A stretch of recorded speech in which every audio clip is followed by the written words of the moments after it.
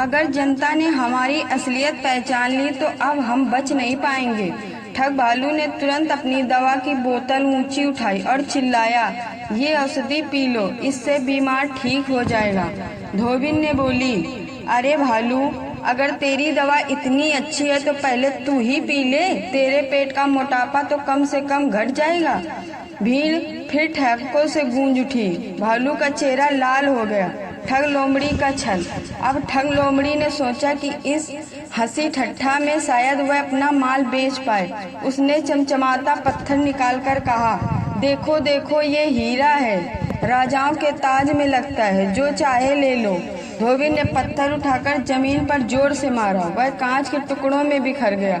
लोगों ने होंठ किया, धोखेबाज, ये हीरा नहीं कांच है, ये हमें लूट रहे थे। लोमड़ी चुपचाप पीछे हटने लगी। ठग गिद्ध का पाखंड। अब आखिरी बचा था ठग गिद्ध। उसने साधु का रूप धर रखा था। वह ऊंची आवाज में मंत्र पढ़ने लगा और बोला, जो मुझे दान देगा वह सीधे स्वर्ग जाएगा, जो नहीं देगा वह नरक में गिरेगा।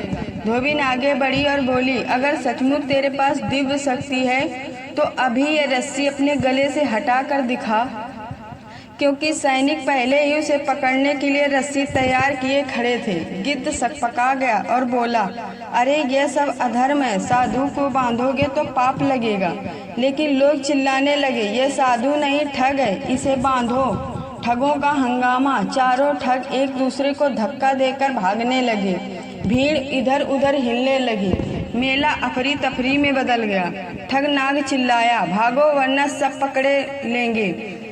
ठग भालू ने अपनी नकली औषधि की बोतलें फेंक दी ताकि लोग फिसल जाएं। ठग लोमड़ी ने भीड़ में धक्का मुक्की शुरू कर दी।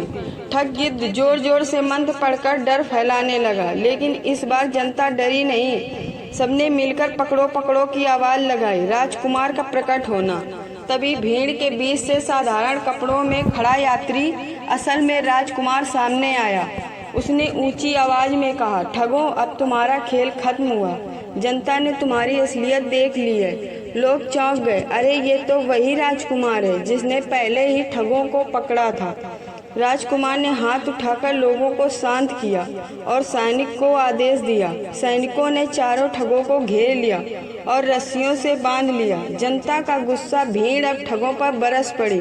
कोई कह रहा था, इन्होंने मेरी माँ के गहने लूट लिए। दूसरा चिल्लाया, इनकी नकली दवा खाकर मेरा बच्चा बीमार हो गया था। कोई और बोला, इन्होंने मेरा खेत गिरवी रखवाकर सब छीन लिया। लोगों का गुस्सा देखकर ठग कांपने लगे। उनकी सारी अकड़ हवा हो गई। धोबिन का उपदेश। धोबिन आगे आई और ऊंची आवाज में बोली, सुनो नगरवासियों, ठग तभी ताकतवर बनते हैं जब हम डर और लालच में आकर इनके जाल में फंसते हैं। अगर हम मिलकर सच्चाई का साथ दें तो कोई ठग हमें धोखा नहीं दे सकता। भीड़ ने तालियां बजाई। सबने कहा, हाँ, हम सभी कभी इन ठगों को अपने ऊपर हावी नहीं होने देंगे। ठगों की सजारा कुमार ने निर्णय सुनाई। इन ठगों को नगर से बाहर हमेशा के लिए निर्वासित किया जाएगा और जो भी आगे धोखाधड़ी करेगा उसे यही सजा मिलेगी। सैनिक चारों को बांधकर नगर से बाहर ले गए। लोगों ने राहत की सांस ली। सच्चाई नगरी का जन्म। उस दिन के बाद नगर का नाम ठग नगरी नहीं रहा। लोगों ने मिलकर उसका नाम बदलकर सच्चाई नगरी रख दिया।